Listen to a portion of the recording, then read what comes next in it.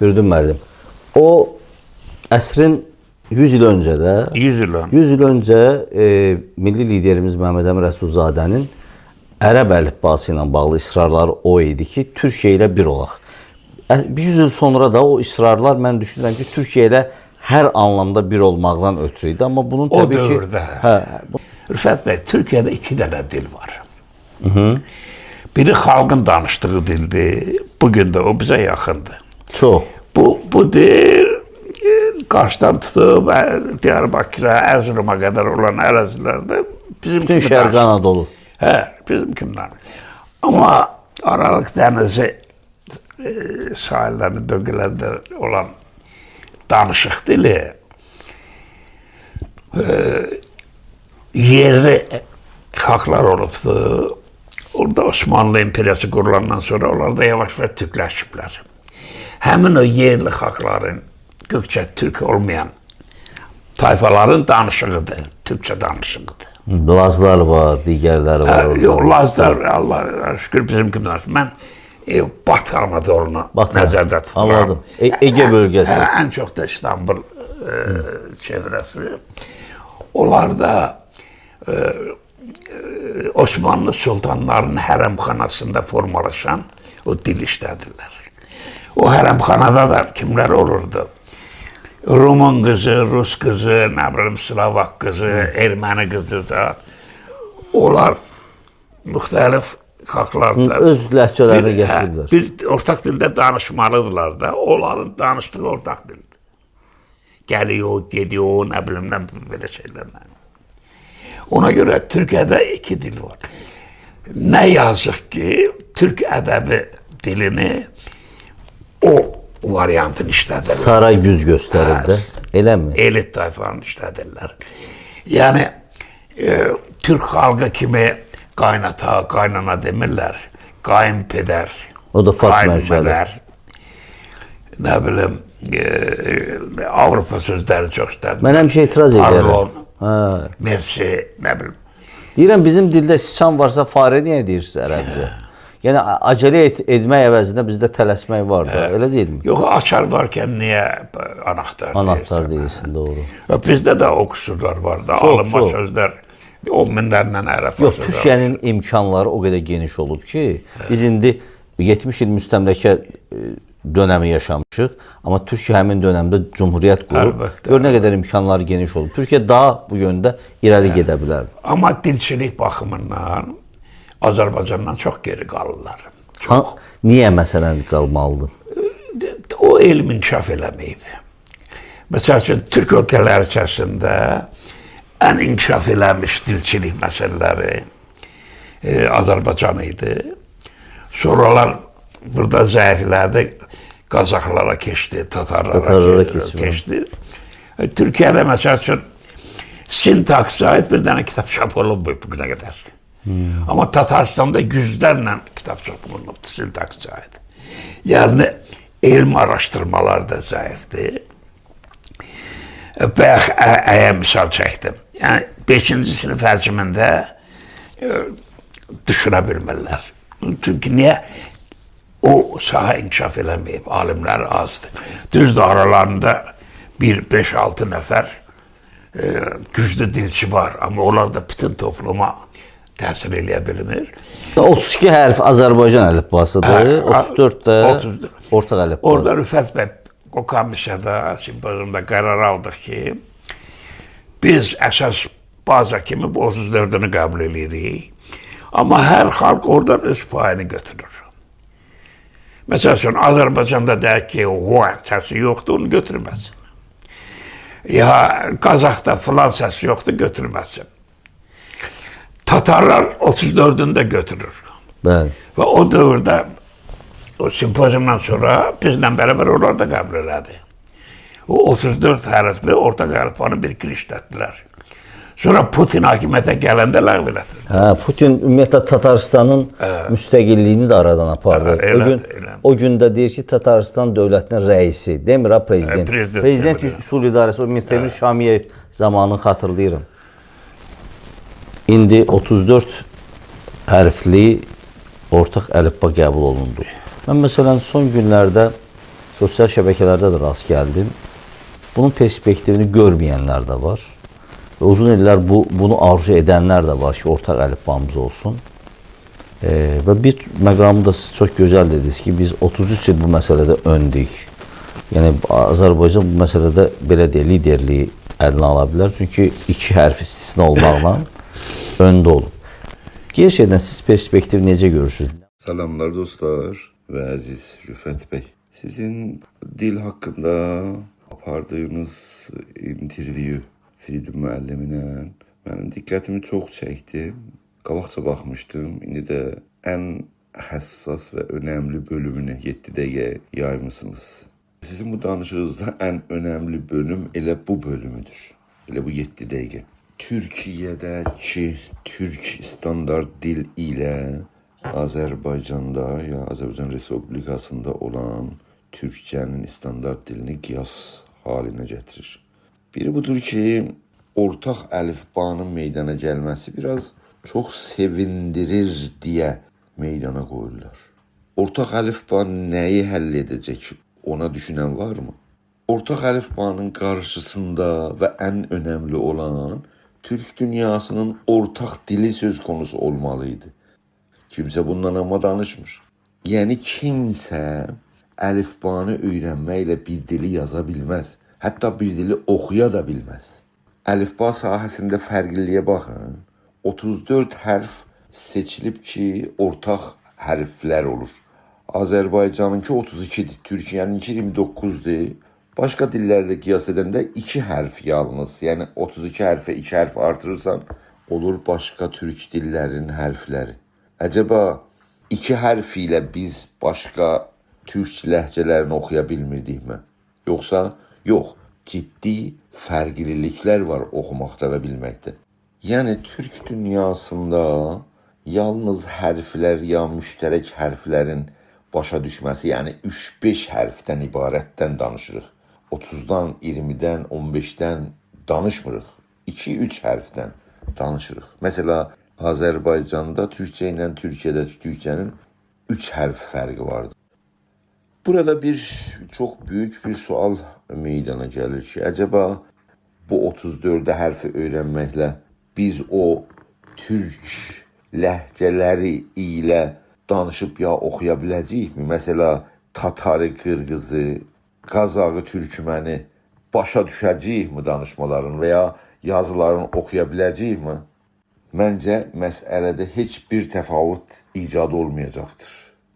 İndiyəcən oxunmayıbsa, indiyəcən başa düşülməyibsə də başa düşülməyəcəkdir. Burada böyük bir sakınca var, axsaqlıq var ki, Firidun müəllimimiz bəlkə ora heç diqqət çəkmək istəmir, hətta ora düşünmək istəmir.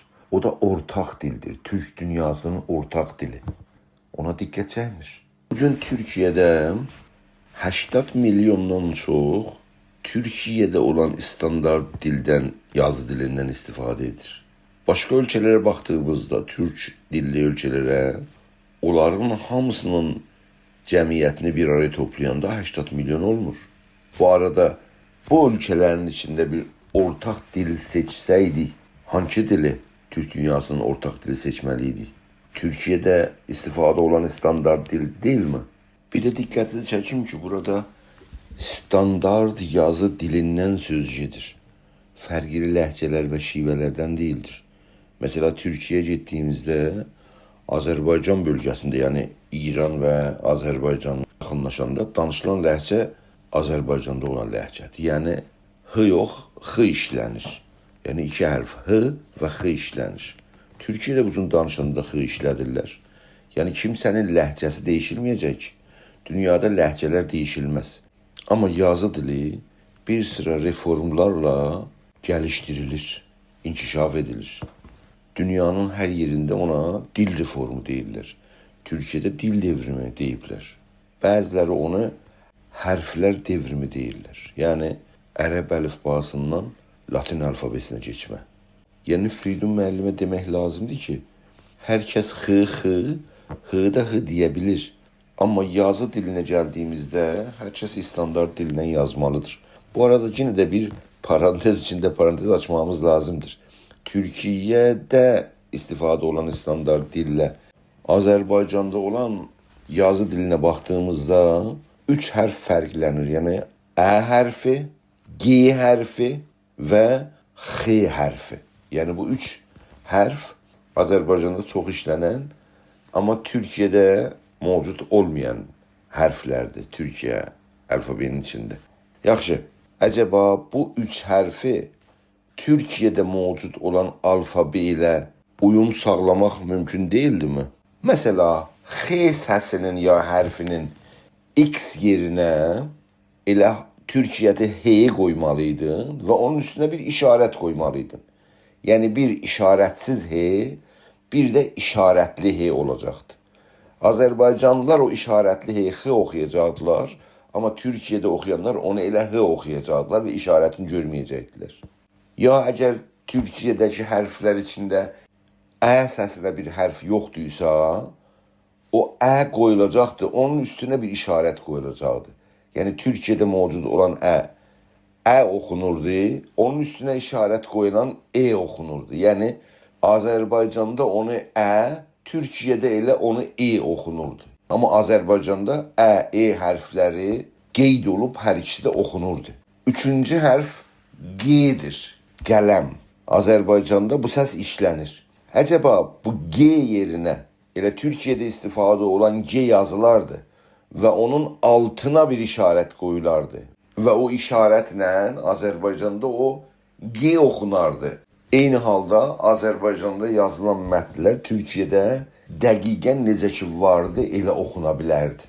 Bunun adı hərflərin Azərbaycanla Türkiyə arasında bir-birinə uyum sağlaması idi. Amma diqqətsizlikdən bu iş olmadı heç, amma baxırıq görür ki, Azərbaycanda türk dizilərinə Azərbaycancada dublaj qoyurlar. Bu iş tənqidə layiq bir iş deyilmi?